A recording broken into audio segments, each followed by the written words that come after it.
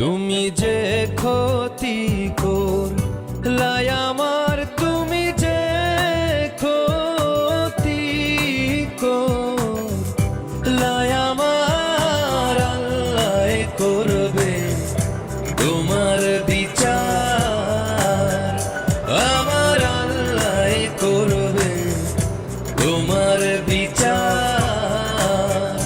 তুমি অনেক দিন কাঙ্গাইলার বন্ধু, কাঙ্গায়ও না বেশি।